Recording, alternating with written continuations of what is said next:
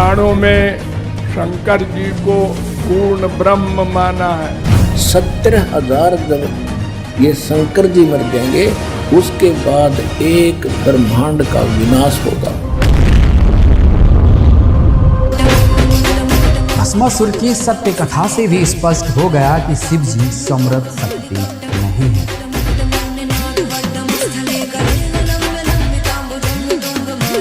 मैं ओम का मंत्र का ओम और ओम नमः शिवाय, ये दो मैं हमेशा इनसे जुड़ी रहती हूँ। इन्हीं का जाप सबसे ज्यादा हुआ है। हरे राम रामा राम हरे हरे, हरे कृष्णा कृष्णा कृष्णा हरे। यही नाम भोले बाबा को मिला है नाम जप करने के लिए।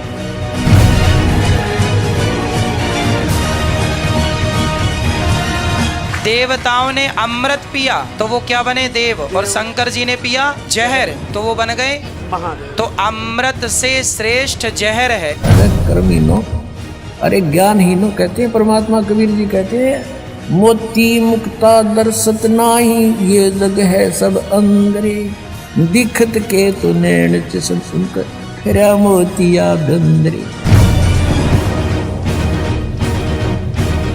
नमस्कार दर्शकों, आज हम बात करेंगे ऐसे आध्यात्मिक विषय पर जिससे संबंधित प्रश्न आपके मन में भी उठा होगा।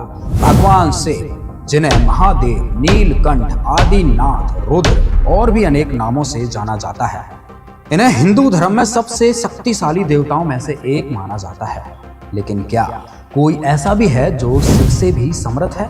इस प्रश्न का उत्तर जानने के लिए एक तरफ हम हिंदू धर्म गुरुओं के विचार सुनेंगे और दूसरी तरफ संत रामपाल जी महाराज जी के विचार सुनेंगे, और फिर शास्त्रों को आधार मानकर निर्णय निकालेंगे कि शिव से भी समर्थ कोई है भी या नहीं, और यदि है तो वो कौन है। तो आइए सबसे पहले सुनते हैं हिंदू धर्म गुरुओं के विचार कि वो शिव जी के विषय में क्या कहते हैं। सब हैं देव, सब ने पिया अमृत तो सब बन गए देव। शंकर जी ने पिया जहर तो शंकर जी बन गए देवाधिदेव महादेव। इसलिए देवताओं ने अमृत पिया तो वो क्या बने देव, और शंकर जी ने पिया जहर तो वो बन गए महादेव। तो अमृत से श्रेष्ठ जहर है। मैं ओम का मंत्र का ओम और ओम नमः शिवाय, ये दो मैं हमेशा इनसे जुड़ी रहती हूँ। इन्हीं का जाप सबसे ज्यादा हुआ है। जाप नहीं तो मन में भी चलता रहता है। तो मेडिटेशन इज प्रॉपर जाप, लाइक प्रोनाउंसिएशन वो साउंड, नहीं तो मेरे मन में भी ये चीज़ चलती रहेगी कि ओम नमः शिवाय ओम नमः शिवाय। कि मुझे ऐसा लगता है ये बहुत, कि भगवान शंकर सबसे भोले भगवान माने गए हैं। गुस्सा आता है वो बात अलग है जब महाकाल का रूप लेते, अदरवाइज उसके अलावा सबसे शांत भगवान माने गए हैं। हर वक्त समाधि में, हर वक्त खुद मेडिटेशन में ही बैठते हैं, इसलिए उनका नाम सबसे ज्यादा लेने को। भगवान शिव अविनाशी हैं और हमारा मत कहता है कि शंकर जी और भगवान विष्णु जी दोनों एक ही हैं। शंकर जी अर्धनारेश्वर हैं, आधी अम्बा है आधे शिव हैं, इसलिए उनका नाम अर्धनारेश्वर है। वैसे उनमें ही दोनों पूर्ण है, तो उनमें श्रद्धा कहे तो केवल शंकर जी में निष्ठा रखिए। जिसे मनुष्य जीवन मिल गया और उसने अपनी आत्मा के कल्याण के लिए अपने जीवन को उपासना में लगा दिया, वो शिव है। भगवान भूत बावन भोलेनाथ हमारे पिता हैं, माँ पार्वती हमारी माँ हैं, हम सब उनकी संतान हैं। समझ में आ गई बात? पुराणों में शंकर जी को पूर्ण ब्रह्म माना है, वेदों ने भी माना है, और एक शिव पुराण ही बना दिया गया है। जैसे विष्णु पुराण है ऐसे शिव पुराण भी है। देवाधिदेव महादेव शिव जी हैं, तो शिव जी को परम वैष्णव के रूप में माना गया है, परंतु एक प्रकार से शिव जी देवताओं की कैटेगरी में नहीं आते हैं। एक को पकड़ के उसके ऊपर छोड़ दो। जैसे परम वैष्णव आचार्य भगवान शिव हैं, उनके चरण पकड़ लो, उनको क्या करना है वो सर्वज्ञ हैं, उनको क्या सब ज्ञान है। दर्शकों, हिंदू धर्म गुरुओं के दृष्टिकोण से देखा जाए तो अनेक हिंदू धर्म गुरुओं का मानना है कि कोई भी भगवान शिव से अधिक शक्तिशाली नहीं है। वे सर्वोच्च शक्ति का प्रतीक हैं और सभी देवताओं के देवता हैं। वे ब्रह्मांड के रचयिता हैं, पालनहार और संहारक हैं। चलो कुछ समय के लिए इन धर्म गुरुओं द्वारा बताए गए शिव जी के विषय में इन कथनों को सत्य मान लेते हैं, लेकिन उससे पहले कुछ वीडियो और देखते हैं। जो आदमी एक कृष्ण से प्रेम करता है, एक भगवान से प्रेम करता है, वो सफल है। और जो 17 जगह मन लगाता है, कभी इस देवता के पास, कभी इस देवी के पास, कभी यहाँ कभी वहाँ, वो ना घर का ना घाट का। इसलिए एक में मन लगाओ। हमारा कन्हैया जो करेंगे वही करेंगे। अब हमें कहीं किसी के पास जाने की जरूरत, अरे हनुमान चालीसा पढ़ो, शिव चालीसा पढ़ो, दुर्गा चालीसा पढ़ो, ये सब तो ठीक है। सबसे बड़े भगवान, सब उनसे छोटे, सब दास हैं, नौकर हैं। ब्रह्मा विष्णु शंकर कोई हो, सब नौकर चाकर। उनके बराबर भी कोई नहीं है। बड़ा होने की बात तो छोड़ो, श्री कृष्ण अवतारी हैं, स्वयं भगवान कृष्ण, कृष्ण पर तत्व, ये स्वयं भगवान है श्री कृष्ण। जबकि भगवान से कृष्ण आदि भगवान है और उनके तमोगुण से भगवान शिव उत्पन्न होते हैं। हरे रामा रामा रामा हरे हरे, हरे कृष्णा कृष्णा कृष्णा हरे। सिर्फ इसी नाम जप से भगवान मिल जाएंगे। और विचार करिए, ये राम नाम, यही नाम भोले बाबा को मिला है नाम जप करने के लिए, और यही नाम हम और आपको मिला है। हमारी इस आत्मा के पति जो हैं वो गोलोकवासी श्री कृष्ण हैं। और फॉर योर का इंफॉर्मेशन माय डियर, इसका मतलब क्रिएटर एक है, हम सबको स्त्री बनाकर भेजा उसने, और इन आत्मा का जो पति है वो श्री कृष्ण है, उसके अलावा कोई नहीं। तो जिस व्यक्ति की जिस इष्ट में जितनी निष्ठा हो जाए, उस व्यक्ति के लिए वही सब परमात्मा है, उसी भगवान में सबके दर्शन करना चाहिए। गुरुजी मुझे इस चीज का समाधान बता दो कि मैं दुर्गा चालीसा का भी पाठ करती हूँ, मैं दुर्गा चालीसा आप जो आए सब करत रहा। अब खुदा इस तरह हम का कह देखिए, हमने बता दिया कि आप सब करत रहा। राम राम बोलते हो तो आप राधा माधव ही बोलते हो, और राम राम बोलते हो ना तो जितने देवी देवता भगवत स्वरूप हैं वो सब आप पर प्रसन्न है। आप कौन कह रहे क्या? जब राम जी की कृपा तो सबकी कृपा है, सदा सदा उसकी कुशल मंगल होगी। एक ही है, दूसरा नहीं है, और उसे जो नाम दो तुम, हमें कोई परेशानी नहीं। राम बोलो, कृष्ण बोलो, हरि बोलो, शिव बोलो, काली बोलो, काली उनका अवतार, कृष्ण उनका अवतार, राम उनका अवतार, हमें कोई परेशानी नहीं। दर्शकों, ये वीडियो देखकर आप सोच रहे होंगे इनकी कौन सी वाली बात सत्य मानी जाए, पहले वाली या दूसरे वाली। दर्शकों, इन धर्म गुरुओं के बहुमुखी अज्ञान से आज हिंदू समाज की फिरकी बनी हुई है। इसलिए आज हिंदू धर्म में इतनी विविधता देखने को मिलती है कि आम जन मानस को पता ही नहीं है कि कौन संत सत्य ज्ञान दे रहा है और कौन झूठ बोल रहा है। दर्शकों, आप इस वीडियो को अंत तक देखिए, आप खुद ही सच और झूठ का फैसला कर लेंगे, ऐसा हमारा विश्वास है, क्योंकि अब आप सभी पढ़े लिखे हैं। दर्शकों, सत्य का पता करने के लिए आगे बढ़ते हैं और जानते हैं कौन है शिव से भी समर्थ। आइए देखते हैं ये वीडियो।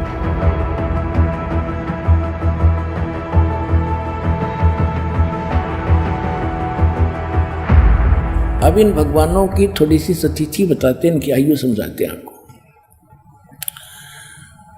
ब्रह्मा जी की आयु से आप परिचित हैं, क्योंकि ये हमारे भांड जो गुरु थे ये इतनी तब बताया करते थे कि ब्रह्मा जी की आयु 100 वर्ष की है। वो अब दास बताएगा वो 100 वर्ष बनते कैसे हैं, उनको तो ये भी ज्ञान नहीं था। जैसे एक चतुर्युग, ब्रह्मा जी का 1008 चतुर्युग का दिन और इतनी ही रात्रि होती है। इसकी उम्र का ऐसे कैलकुलेशन करनी पड़ती है। और एक चतुर्युग, सतयुग, त्रेता, द्वापर, कलयुग, चारों मिलाकर एक चतुर्युग कहलाता है। चतुर्युगी भी कहते हैं इसको। और इसके कुल मिलाकर एक, तो ऐसे 4 युगों का, चतुर्युग का टोटल टाइम कितना होता है? 43,20,000 वर्ष। 43,20,000 वर्ष एक चतुर्युग का। और ऐसे ऐसे 1008 चतुर्युग का ब्रह्मा जी का दिन। और इतनी ही रात्रि। इसको लंप सम 1000 चतुर्युग माना जाता है। हमारे यहाँ वर्ष कैलकुलेट करते हैं अपना यहाँ का मनुष्यों का, ये वैसे वास्तव में 365 सही 1/4 दिन होते इसमें, लेकिन हम अमूमन इसको 365 दिन का ही मानते हैं। इतना समझ लो। वैसे 1008 होते हैं। और इसका आगे ऐसे इनकी आगे भी इसकी डिफाइन किया है कि एक इंद्र का शासनकाल 72 चतुर्युग का होता है, और एक ब्रह्मा जी के एक दिन में 14 इंद्रों का शासनकाल पूरा हो जाता है। तो 72 को 14 से गुणा करेंगे तो 1008 चतुर्युग होते। तो लमसम माना जाता है 1000 चतुर्युग का ब्रह्मा का दिन, इतनी ही रात्रि, ये दोनों मिलाकर समझो एक दिन रात बन गए ब्रह्मा के। ऐसे 30 दिन रात का महीना और 12 महीने का एक वर्ष, ऐसे बने हुए पीरियड से, और ऐसे 100 वर्ष की आयु है ब्रह्मा जी की। ओ तेरे की बताओ, अब हम तो 100 वर्ष हमारे गिन लो, ये कितने समय उसकी तुलना में। अब उसकी कैलकुलेशन ऐसे हटकर हम अन्य देवताओं की कैलकुलेशन नहीं कर सकते। अब ऐसे निकालेंगे, ब्रह्मा जी की आयु ऐसे बने हुए 100 वर्ष की होगी, ठीक है। उसके बाद इसे 7 गुनी विष्णु जी की 700 वर्ष जैसे ये बने हैं वर्ष, और इससे 7 गुना शंकर भगवान की 4900 वर्ष। किससे 7 गुना? विष्णु जी से 7 गुना। और जब ऐसे 7 गुना आयु वाला शंकर मर जाएगा, ऐसे ऐसे 70,000 जब ये शंकर जी मर जाएंगे, उसके बाद एक ब्रह्मांड का विनाश होगा। और इस गीता ज्ञान दाता की मृत्यु होगी। और इतना पीरियड जो होगा 70,000 बार शंकर मरने के बाद, ऐसे जो एक बार ब्रह्मांड का विनाश होगा और इसकी मृत्यु होगी काल की, ज्योति निरंजन की, सरपुरुष की, तो वो होगा युग। किसका? अक्षर पुरुष का युग होगा वो युग। अपना आत्माओं ने वेदों गीता का समझना कोई बालकों का काम नहीं था। गीता अध्याय नंबर 8 के श्लोक नंबर 17 में उसमें लिखा है कि सहस्र युग लिखा है, सहस्र चतुर्युग नहीं लिखा। ये गलती कर रहे हो अनुवाद करते समय, उन्होंने ब्रह्मा जी का वो सिद्ध कर दिया। वो है सहस्र युग ओनली, नोट चतुर्युग। तो 1000 युग का दिन किसका? अक्षर पुरुष का। और इतनी ही रात्रि। तो ऐसे जैसे एक युग, दास ने ये बताया, ऐसा एक युग, ऐसे ऐसे 1000 युग का अक्षर पुरुष का दिन और इतने ही युग की रात्रि। ऐसे 30 दिन रात का इसका महीना, और ऐसे 12 महीने का एक वर्ष, और फिर 100 वर्ष की आयु है उस अक्षर पुरुष की, और फिर भी मृत्यु। गीता अध्याय नंबर 15 के श्लोक नंबर 16 और 17 में 3 पुरुष बताए, सरपुरुष अक्षर पुरुष बताए 16वें श्लोक में 15वें अध्याय के। उसमें कहा कि ये 2 पुरुष प्रसिद्ध हैं, एक सरपुरुष और एक अक्षर पुरुष। ये भी और इनके अंतर्गत जितने प्राणी इनके कमांड में हैं, ये सब नाशवान है, लेकिन जीवात्मा अलग विषय है, वो नहीं मरती। फिर उसके तुरंत बाद का 17वें श्लोक में 15वें अध्याय के, उत्तम पुरुष है तू अन्य परमात्मा इति उदाहरते, ये लोग तरम अवश्य विवर्ती अवेश्वर है। वो इन दोनों से कोई अन्य है, वो परमात्मा श्रेष्ठ भगवान उत्तम पुरुषोत्तम, और वही तीनों लोकों में प्रवेश करके सबका धारण पोषण करता है। वो मूल रूपी संसार है, संसार रूपी वृक्ष की मूल है, और वही वास्तव में अविनाशी है, अव्यय ईश्वर है। तो वो कौन है? और इनकी मृत्यु जो इतनी लंबी आयु है अक्षर पुरुष की, फिर भी मृत्यु है, इसलिए इसको अक्षर कहने लगे। अक्षर माने अविनाशी होता है, लेकिन ये अविनाशी नहीं है, लेकिन अविनाशी से कम भी नहीं है। इतनी लंबी उम्र में मरेगा, लेकिन फिर भी मृत्यु है। तो सूक्ष्म वेद में कहा है, एती उम्र बुलंद मुर्गा अंतरे, सतगुरु लगे न कान न बैठे वो संतरे। इतनी लंबी आयु होने के बाद भी मृत्यु होगी, क्योंकि आपको वो तत्वदर्शी संत नहीं मिला जो गीता अध्याय नंबर 4 के श्लोक नंबर 34 में जिसका वो वर्णन है, यजुर्वेद अध्याय नंबर 40 के मंत्र 10 में जिसका कहा कि वो धीरा नाम तत्वदर्शी संत ही सही सही मार्ग बताते हैं, उनसे सुनो। तो वो तत्वदर्शी संत आज विश्व में ये दास है, एक बार को आओते 100 बार सुन लो। दर्शकों, अभी आपने अपने ब्रह्मांडों के मुख्य मुख्य प्रभुओं की आयु सीमा देखी। इससे स्पष्ट है कि जो प्रभु शिव से भी समर्थ है, उनकी भी मृत्यु होती है। दर्शकों, इसके साथ एक रहस्य और बताते हैं। जब 70,000 शिव भी मर जाते हैं, तब एक ज्योति निरंजन ब्रह्म मरता है। पूर्ण परमात्मा के द्वारा पूर्व निर्धारित किए समय पर एक ब्रह्मांड में महाप्रलय होती है। यह 70,000 शिव की मृत्यु अर्थात एक सदाशिव यानी ज्योति निरंजन की मृत्यु होती है। तब एक युग होता है परब्रह्म का। 100 वर्ष की परब्रह्म की आयु है, फिर परब्रह्म की भी मृत्यु होती है। परब्रह्म के 100 वर्ष पूरे होने के पश्चात एक शंख बजता है। सर्व ब्रह्मांड नष्ट हो जाते हैं, केवल सतलोक व ऊपर तीनों लोक ही शेष रहते हैं। इस प्रकार कबीर परमात्मा ने कहा है कि अरबों तो ब्रह्मा गए, 49 कोटि कन्हैया, 7 कोटि शंभु गए, मोर एक नहीं पलैया। इसका भावार्थ है कि 343 करोड़ त्रिलोकीय ब्रह्मा मर जाते हैं, 49 करोड़ त्रिलोकीय विष्णु मर जाते हैं तथा 7 करोड़ त्रिलोकीय शिव मर जाते हैं। तब एक ज्योति निरंजन काल ब्रह्म यानी कि ब्रह्मा विष्णु शिव के पिता की मृत्यु होती है, जिसे गीता जी के अध्याय 15 के श्लोक 16 में क्षर पुरुष नाशवान भगवान कहाँ है, इसे ब्रह्म भी कहते हैं। तथा इसी श्लोक में जिसे अक्षर पुरुष अविनाशी कहाँ है, वह पर ब्रह्म है जिसे अक्षर पुरुष भी कहते हैं। अक्षर पुरुष अर्थात पर ब्रह्म भी नष्ट होता है।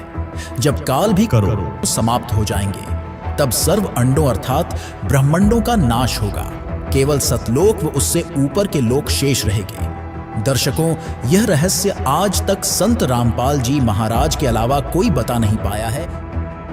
दर्शकों, अब आपको दिखाते हैं कि शिव जी समेत अन्य प्रभु कितने समर्थ हैं। देखिए यह वीडियो। अब हम आपको थोड़ा सा इन भगवानों का जो अक्षेत्र दिखाएंगे कि ये कितने प्रभु हैं। जैसे एक ब्रह्मांड होता है, एक ब्रह्मांड में कौन कौन सी स्थिति है वो देखिएगा। ये एक ब्रह्मांड का लघु चित्र है। इस ब्रह्मांड का अंडे जैसी शकल है, अंडे आकार है, अंड आकार है। ये देखिए ऐसा है यहाँ तक। ये इसको अंड भी कहते हैं, इसको ब्रह्मांड भी कहते हैं। और इस ब्रह्मांड के अंदर जो व्यवस्था है वो हमारे शरीर के अंदर हम देख सकते हैं, जब हम हमारे इन चैनलों को, कमलों को ऑन कर लेंगे मंत्रों की साधना करके। तो इसलिए इसको पिंड, शरीर को पिंड कहते हैं। जैसे एक टेलीविजन के अंदर कहीं भी कार्यक्रम हो रहा हो, वो कार्यक्रम हो रहा कहीं और देख हम टीवी पर सकते हैं, ऐसे ये शरीर हमारा है। तो पूरे ब्रह्मांड का जो नक्शा है इस पिंड के अंदर है। इसको पिंड भी कहते हैं, इसको अंड आकार है इसलिए अंड भी इसी को कहते हैं। अरे राधा स्वामी वाले ये नकली पिंड अलग बताते हैं, अंड अलग बताते हैं, और ब्रह्मांड न्यारा क्या क्या पता नहीं इनको। ये देखिएगा, तो ये इस ब्रह्मांड के अंदर क्या क्या व्यवस्था है। नीचे से शुरू करते, ये 5 ये 7 हैं। तल, अतुल, वितल, महातल, अतल, सुतल, रसातल और पाताल लोक। और ये पृथ्वी लोक, ये ब्रह्मा का लोक, ब्रह्मा जी का लोक, विष्णु शिव जी का लोक, विष्णु जी का लोक, और ये स्वर्ग, और ये नरक, ये इंद्र का लोक, ये मानसरोवर, ये धर्मराज का लोक, और ये एक ब्रह्मलोक है इसके अंदर। ये सारा ब्रह्मलोक कहलाता है। इतना ये एक ब्रह्मलोक है। इसमें इसने क्या कर रखा है, नकली सतलोक, ये महाइंद्र काल द्वीप, फिर नकली सतलोक, नकली अलखलोक, और नकली अगमलोक और नकली अनामी लोक की रचना इस काल में करवा रखी। ये दुर्गा जी का लोक, यहाँ इसने गुप्त स्थान बना रखा है और इस गुप्त स्थान पर कोई नहीं जा सकता इस काल की रजा से बिना। ब्रह्मा विष्णु महेश का पिता है। इसने 3 स्थान बना रखे हैं, एक रजोगुण प्रधान अक्षेत्र, एक तमोगुण प्रधान अक्षेत्र, एक सतोगुण प्रधान अक्षेत्र, जिसमें ये रजो इस ब्रह्मा रूप में ये अपना ऐसा रूप बना लेता है ब्रह्मा जी जैसा, और दुर्गा को ये अपनी पार सावित्री के रूप में रखता है। इन दोनों के संयोग से इस रजोगुण प्रधान क्षेत्र में रहते हुए जो पुत्र उत्पन्न होता है इसकी शकल जैसा हो जाता है, उसको ब्रह्मा नाम दे देता है और वो रजोगुण युक्त हो जाता है। इसी प्रकार ये सतोगुण युक्त स्थान है, इसमें स्वयं विष्णु रूप धारण करता है, दुर्गा को महालक्ष्मी रूप में रखता है।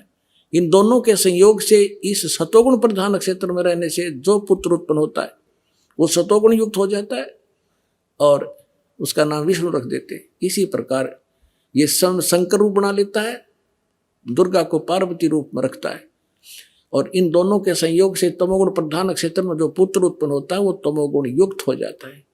इसलिए रजगुण ब्रह्मा, सतगुण विष्णु और तमगुण शिव जी की उत्पत्ति करके ये फिर नीचे के लोकों का प्रधान बना देता है, इनको एक एक द्वीप दे देता है और ये तीनों भगवान केवल पृथ्वी लोक, स्वर्गलोक और इस पाताल लोक, इन 3 लोकों के ऊपर ही ये प्रभुता रखते हैं इस एक ब्रह्मांड में। बस इतने मालिक हैं, इतने स्वामी हैं।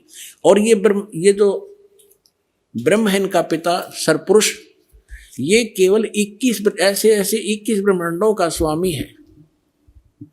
ये देखिएगा, आप जी ने जो ब्रह्मांड देखा था ये वाला, अब ये समझो ये एक गेंद सी होगी और ये 21 ब्रह्मांड का अक्षेत्र है इस सरपुरुष का। गीता अध्याय नंबर 15 के श्लोक नंबर 16 और 17 वाले में 3 पुरुष हैं। ये सरपुरुष का अक्षेत्र है 21 ब्रह्मांड। ये एक ब्रह्मांड है जिसको गेंद दिखाई देती है आपको, गेंद सी। 5 ब्रह्मांडों को इकट्ठा करके इसने एक महाब्रह्मांड बना रखे है। ऐसे 4 ब्रह्मांडों में 20 महाब्रह्मांडों में 20 ब्रह्मांड रोक रखे हैं। इसके बाद इसने एक ब्रह्मांड जैसा क्षेत्र ये अलग से और है, ये तो लिखने के लिए समझाने के लिए अलग लिखा है। यहाँ भी इसने एक धोखा कर रखा है, नकली सतलोक, नकली अलखलोक, नकली अगमलोक और नकली अनामी लोक भी 21वें ब्रह्मांड में भी रचना करवा रखी है। ये तपस्शिला है जहाँ बैठ कर ये 1 लाख मानव शरीरधारी प्राणियों को खाता है। ये काल ब्रह्मा विष्णु महेश का पिता। और यहाँ से फिर आगे निकल जाते हैं, परब्रह्म का लोक में जाना होता है। अब देखिएगा इसके बैक में कंप्लीट देखेंगे। अब ये है कंप्लीट सभी ब्रह्मांडों का, असंख्य ब्रह्मांडों का चित्र एक समझने के लिए। अब जो आपने देखे थे वो 21 ब्रह्मांड, अब ये है 21 ब्रह्मांड। ये सरपुरुष का क्षेत्र है, सरपुरुष का, बस इतना, ये इतना। और इसके बाद ये है परब्रह्म कहो, इसको अक्षर पुरुष कहो। इसे नेक्स्ट ब्रह्म जो है ये 7 संख्य ब्रह्मांड, इससे कई गुना बड़ा है। ये अक्षर पुरुष का केवल इतना ही अक्षेत्र है 7 संख्य ब्रह्मांड का, और ये है वो परम अक्षर ब्रह्म। असंख्य ब्रह्मांड का स्वामी ये असंख्य, ये छोटे छोटे दिखे सारे ब्रह्मांड हैं, सारे अलग अलग से। ये तो थोड़ा सा क्षेत्र इन दोनों का, और इस पूर्ण परमात्मा का असंख्य, इंक्लूडिंग दिस ब्रह्म एंड पर ब्रह्म, सरपुरुष और अक्षर पुरुष इंक्लूडिंग ये परमात्मा सब के ऊपर ओवरऑल कंट्रोल, कुल का मालिक है। ये है वो परम अक्षर ब्रह्म। गीता अध्याय नंबर 8 के श्लोक नंबर 1 में अर्जुन ने प्रश्न किया कि हे भगवान, आपने गीता अध्याय नंबर 7 के श्लोक नंबर 29 में कहा है कि जो व्यक्ति जरा और मरण से छूटने का प्रयत्न ही कर रहे हैं, इस संसार की किसी वस्तु की इच्छा नहीं रखते, वो तत्ब्रह्म को और सारे अध्यात्म को और सभी कर्मों से परिचित हैं। दर्शकों, अभी आपने ब्रह्मा जी, विष्णु जी, महेश जी, दुर्गा जी, क्षर ब्रह्म और अक्षर ब्रह्म की आयु के बारे में जाना। साथ ही संत रामपाल जी महाराज ने ब्रह्मांडों के मानचित्र से आपको समझाया कि ये सभी भगवान कितने कितने लोकों के मालिक हैं, अर्थात इनकी क्या स्थिति है। दर्शकों, इसके साथ आपको इनकी शक्ति के बारे में भी बता देते हैं। ब्रह्मा, विष्णु, महेश अर्थात शिव जी, इन तीनों भाइयों के 4 भुजाएं तथा 16 कलाएं हैं तथा इनकी मां प्रकृति देवी दुर्गा की 8 भुजाएं हैं तथा 64 कलाएं हैं। तीनों देवों के पिता यानी कि देवी दुर्गा के पति ब्रह्म अक्षर पुरुष की 1000 भुजाएं हैं तथा 1000 कलाएं हैं तथा 21 ब्रह्मांडों का प्रभु है। पर ब्रह्म अक्षर पुरुष की 10,000 भुजाएं हैं तथा 10,000 कला हैं तथा 7 संख ब्रह्मांडों का प्रभु है। प्रत्येक प्रभु अपनी सर्व भुजाओं को समेटकर केवल 2 भुजाएं भी रख सकते हैं तथा जब चाहें सर्व भुजाओं को भी प्रकट कर सकते हैं। इससे स्पष्ट है कि शिव जी से समर्थ दुर्गा जी हैं और दुर्गा जी से समर्थ सदाशिव यानी ब्रह्म है और ब्रह्म से समर्थ पर ब्रह्म है और परब्रह्म से समर्थ परम अक्षर ब्रह्म है, अर्थात शिव जी से ऊपर 4 भगवान और हैं। इससे स्पष्ट हुआ शिव जी समर्थ भगवान नहीं हैं। दर्शकों, इतने सारे प्रमाणों से यह पता चल गया कि शिव से भी कई और प्रभु समर्थ हैं, जिनमें सबसे समर्थ परम अक्षर ब्रह्म है। ये परम अक्षर ब्रह्म कौन है, इसकी जानकारी वीडियो के अंत में हम आपको बताएंगे। लेकिन उससे पहले ये देखते हैं कि जो लोग शिव जी को सबसे शक्तिशाली भगवान मानते आ रहे थे या आज भी भगवान मानते हैं, तो भगवान शिव को समर्थ सर्वशक्तिमान मानने का कोई ना कोई पैमाना तो होगा। तो उस पैमाने को नापने के लिए शिव जी की कुछ लोक प्रसिद्ध कथाएं सुनते हैं, जिनको आपने हजारों बार सुना होगा। तो आज भी सुनकर स्वयं निर्णय करना कि क्या शिव जी समर्थ शक्ति हैं, जैसा कि हमें हजारों वर्षों से हिंदू धर्म गुरुओं द्वारा बताया गया। सुनिए रोचक कथा।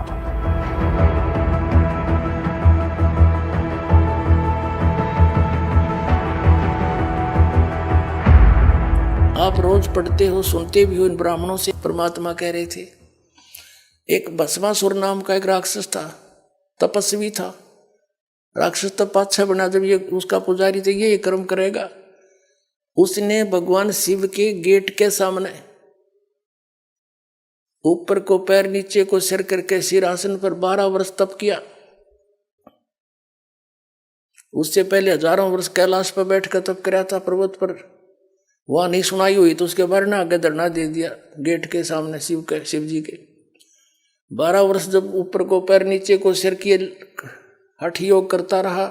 एक दिन पार्वती जी ने कहा, भगवान आप तो समर्थ हैं, आपका पुजारी क्या मांगता है, इसको दो फारिग करो। 12 वर्ष हो गए, इसने यहाँ आपकी कितनी घोर तपस्या कर रहा है। अब शिव जी बोले, बोलो भाई क्या मांगता है। अब भस्मासुर ने कहा, जी ऐसे नहीं, वचनबद्ध हो जाओ प्रभु, तब मांगो। भगवान शिव ने सोचा, भाई क्या मांगेगा, एक सिद्धि और मांग लेगा, दे दूंगा। बोल भाई वचनबद्ध हो गया, छोड़ पीछा मेरा। तो वचनबद्ध होते ही खड़ा हो गया और कहने लगा, जी ये भस्म कड़ा दे दो जो आपने पहन रखा है। उसमें क्या शक्ति थी कि उस भस्म कड़े को, कड़ा था वो जैसे पहन लेते हैं, और उसको जिसके भी सिर पर सिर पर रख के भस्म वो जल जाता था, उसकी राख भी नहीं पाव थी, राख पाव थी। ये पता था उसको भस्मा गिरी को। ये गिरी, पुरी, नाथ, नागा, ओगड़, ये सारे शिव जी तमोगुण के उपासक हैं। तो भगवान शिव ने सोचा, जंगल में रहता है, साधक है, अपने बचाव के लिए लेता होगा। अब निकाल दिया, वचनबद्ध हो ही रहे थे कि ले भक्त ले ले।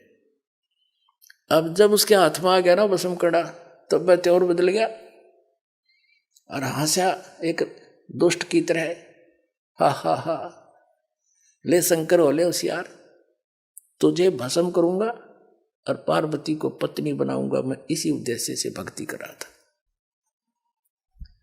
अब कबीर साहब कहते हैं कि माता को घर नहीं ठहराई। ऐसे दुष्ट अपनी माँ को, यानी जिसकी पूजा करे उसकी पत्नी तो माँ के तुल्य होती है, और उस पर नजर बुरी। और तो कहते हैं शिव शंकर से योगी समझ नहीं पाए, ये को बदलिए बैठा है। तो ये अंतर्यामी भी खाक थे, ये ब्रह्मा, यो विष्णु शंकर भगवान के अंतर्यामी थे ये। और इनको मृत्युंजय कालज सर्वेश्वर अजरो अमर है, ये महिमा गाया करते हमारे आचार्य शंकराचार्य, ये नकली गुरु। अगर ये विनाशी होता तो भस्मागिरी का आगे भागता क्यों। जब भस्मागिरी ने कहा कि बोले होशियार आ लिया हूं, तुझे मारूंगा, पार्वती को पत्नी बनाऊंगा, भगवान शिव ने खड़ी डांग ठोक दी, फुल स्पीड तो भाग लिया डर के, क्यों तो कसाई आ गया, सचमुच इसने तो आंख बदल गया एकदम। आगे आगे भगवान और पीछे पीछे पुजारी, 10 सपाट पट्या। अब पुण्यात्माओं वो तो आगे जाके भगवान आए, पूर्ण परमात्मा, पार्वती रूप बनाया और खड़ा हो गए। उनसे कहा कि क्यों भाग रहे, आ जाओ। अब वो थोड़ा निकट थोड़े आएंगे शंकर जी, आओ बैठो यहाँ बात करेंगे, मैं भी आपको बहुत चाह रही थी। अब डट गया, अगले में बात बढ़ेगी, बस ठीक है शिव जी ताना नहीं, जब तक मेरे हाथ में कड़ा है, 2 बात कर लूँ। पार्वती रूप में भगवान बोले कुछ डांस करके दिखाओ कि मैं बात बने, यानी कुछ प्रसन्न हूँ मैं तेरे से। अब भगवान वो भस्मागिरी कहने लगा मैं तपस्वी आदमी, मुझे डांस डोंस तो आता नहीं। पार्वती रूप में भगवान बोले ले मैं सिखाता हूँ तुझे, मैं सिखाती हूँ, इस हाथ को ऐसे कर, इस पैर ना आगे कर, ठू ठू ऐसे कर, ये हाथ और ऊपर कर और ऊपर कर। जो जिसमें वो ले रहा था ना बसम कड़ा, उसके सिर पा लिया ना, जब कह दिया बसम और रिमोट दबा दिया, वो भस्मागिरी की राख होगी, मर गया। फिर विष्णु रूप धारण किया उस परम पिता ने, इनके ये संकट में उस मालिक ने याद करे, और विष्णु रूप धारण करके शिव जी के पास गया कि डट जा भोलेनाथ, क्यों भाग रहे हो। शिव जी कहते हैं भाग ले विष्णु, आजा जल्दी जल्दी। वो पीछे आने लग रहा है दुष्ट, मेरे से धोखे से उसने वचनबद्ध करके भस्म कड़ा ले लिया, मैंने आपत मोल ले ली। तब कहा विष्णु रूप में परमात्मा ने कि रुक जा, ये तेरा कड़ा ले, और मैंने वो भस्म कर दिया। सचमुच हाँ, चल तेने उसकी राख दिखाऊं। जब उसकी ऐस देख ली ना, राख देख ली शंकर भगवान की, जब दिल की धड़कन ठीक हुई, इतना विनाशी बतावे अजरो अमर थे मृत्युंजय कालज। अब पुण्यात्मा इससे दुष्ट और क्या होगा, अपनी माँ को तो पत्नी बनाने की चेष्टा करे, हर जिसकी पूजा करे उसका दुश्मन बन गया। राक्षस स्वभाव को धारण किए मनुष्यों में नीच दूषित कर्म करने वाले मूर्ख, ये कैटेगरी है इन लोगों की, तीनों गुणों के उपासकों की। दर्शकों, इस भस्मासुर की सत्य कथा से भी स्पष्ट हो गया कि शिव जी समृद्ध शक्ति नहीं है। अब एक सवाल आपको झकझोर रहा होगा, फिर कौन है सबसे समृद्ध परम अक्षर ब्रह्म, जो शिव से भी समृद्ध है, दुर्गा जी से भी समृद्ध है, और शिव जी के पिता यानी सदाशिव से भी समृद्ध है, और पर ब्रह्म जो 7 शंख ब्रह्मांडों का मालिक है उससे भी समृद्ध है। तो वो कौन है, जानने के लिए सुनिए जगत गुरु तत्वदर्शी संत रामपाल जी महाराज के विचार।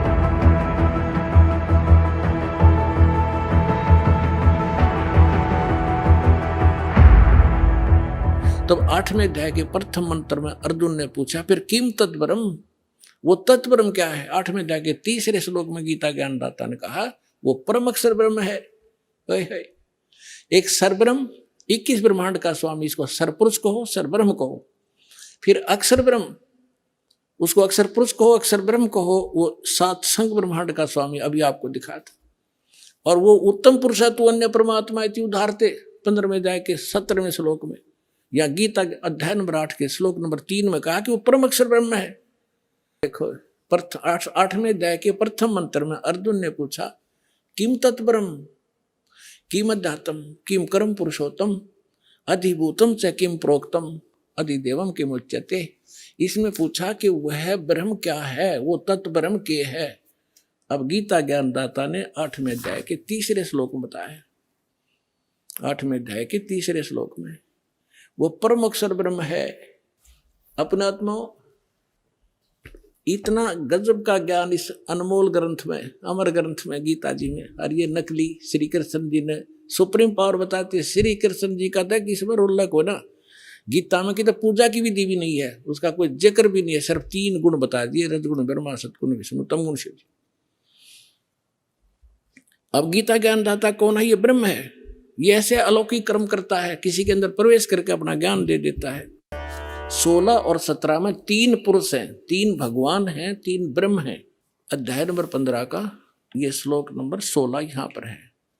इसमें क्या कि द्वौ इमौ पुरुषौ लोके सर्च अक्षर एवं च सर सर्वाणी भूतानि कुटस्थ अक्षर उच्चते 16वां श्लोक। इसका अनुवाद यहां पर क्या ना, इस संसार में नाशवान और अविनाशी भी ये दो प्रकार के पुरुष हैं।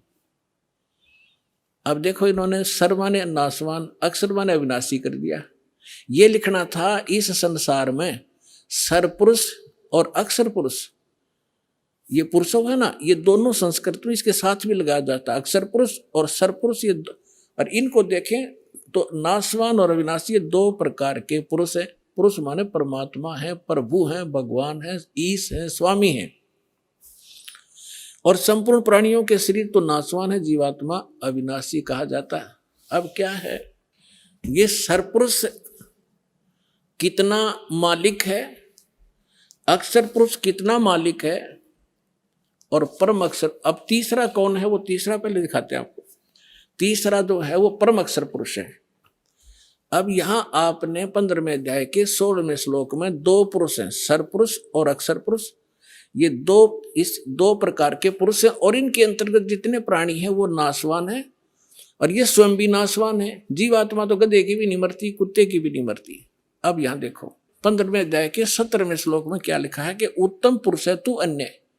ये उत्तम पुरुष माने श्रेष्ठ परमात्मा तो इन दोनों से अन्य है, सर पुरुष और अक्षर पुरुष से। सर पुरुष सर और अक्षर, नाशवान और विनाशी, ये दो प्रकार के पुरुष हैं। इसमें लिखा है 17वें श्लोक में 15वें अध्याय के कि उत्तम पुरुष है तू अन्य, परमात्मा इति उद्धारत है, यह लोग तरम आविश्य विवर्ती अवैश्वर है। उत्तम पुरुष तो अन्य ही है, इन दोनों से कोई और है वो श्रेष्ठ भगवान परम अक्षर ब्रह्म। तीसरे नंबर का उत्तम पुरुष तो अन्य ही है जो तीनों लोकों में प्रवेश करके सबका धारण पोषण करता है। अविनाशी परमेश्वर परमात्मा इस प्रकार कहा जाता है। तो उस परमेश्वर ने 600 वर्ष पहले सच्चिदानंद घन ब्रह्म की वाणी में, अपनी कबीर वाणी में क्या लिखा था, अक्षर पुरुष एक पेड़ है, सर पुरुष वा की डारे, तीनों देवा शाखा है, ये पात रूप संसारे। और वे गीता क्या कहती है 15वें अध्याय का प्रथम मंत्र, कि जो संत इस उल्टे लटके हुए संसार रूपी विभाग वृक्ष के सभी विभाग पत्तों सहित जड़ से लेकर पत्तों तक बता देगा, वो तत्वदर्शी संत है। पहचान बताई है तत्वदर्शी संत की। अब देखिएगा, ये है पूर्ण परमात्मा, ये परम अक्षर ब्रह्म है। ये ऐसे लेंगे, ये है जड़ जो मूल है, ऊर्ध्व मूलम, ये परम अक्षर ब्रह्म है, पूर्ण ब्रह्म परमेश्वर। और ये तना अक्षर पुरुष, ये जो बाहर दिखाई देता है ये तो अक्षर पुरुष है तना, और इससे एक मोटी डार निकली है वो सरपुरुष समझो, सरपुरुष। और ये तीन रजगुण ब्रह्मा सतगुण विष्णु उत्तम गुण शिवजी रूपी ये तीन शाखाएं, और ये पात रूप संसार है। ये पात रूप हम हैं आगे, और मूल कौन है, ये स्वयं है परमात्मा, ये स्वयं है परमात्मा। ये देखिएगा, ये कौन है, ये कबीर साहिब है, पूर्ण ब्रह्म कबीर साहिब परम अक्षर ब्रह्म। ये सारे संसार के आधार हैं, ये सब के धारण पोषण करने वाले हैं। जैसे वृक्ष की, जैसे संसार रूपी वृक्ष की जो परिवृष होती है वो जड़ से होती है। देखो पुण्यात्माओं, डेफिनेशन ऑफ गॉड भी आज तक हमें प्राप्त नहीं बता सके हमारे नकली गुरु। ईश ये सरपुरुष है, ईश्वर ये अक्षर पुरुष है, और परमेश्वर इन सब से उत्तम परमेश्वर वो सच्चिदानंद घन ब्रह्म, वो परम अक्षर ब्रह्म है। अब यहां बता रहे हैं कुछ परमेश्वर के ध्यान, उसकी भक्ति करने से उसको प्राप्त होता है। दर्शकों, कौन है शिव से भी समर्थ, इसका जवाब अब आपको मिल गया है। और अब आप कोई भी शिव भक्त हो उसको समझा सकते हैं कि शिव जी मात्र 3 लोक के भगवान हैं। सदाशिव यानी काल ब्रह्म 21 ब्रह्मांड के भगवान हैं, और कबीर परमेश्वर सर्व ब्रह्मांडों के भगवान हैं। जैसा कि आपको संत रामपाल जी महाराज ने आपके अपने ही सनातन धर्म के पवित्र शास्त्रों से प्रमाणित करके दिखाया। दर्शकों, ये वीडियो बनाने का उद्देश्य बस इतना है कि हिंदू समाज सनातन धर्म की ओर लौट आए, वेदों और गीता अनुसार भक्ति करे, ना कि किसी भी गुरु के कहने से आंख बंद करके कुछ भी भक्ति क्रिया करने लगे। ये कोई हार जीत की लड़ाई नहीं है, ये आपकी जिंदगी बचाने की लड़ाई है। सनातन धर्म को बचाने की लड़ाई है। सत्य दिखाना हमारा कर्तव्य है। समझना, सोचना, सत्य को परखना, सच को स्वीकार करना, ये आपकी बुद्धि और विवेक पर निर्भर करता है। दर्शकों, इस वीडियो में बस इतना ही। बने रहिए हमारे चैनल के साथ। धन्यवाद।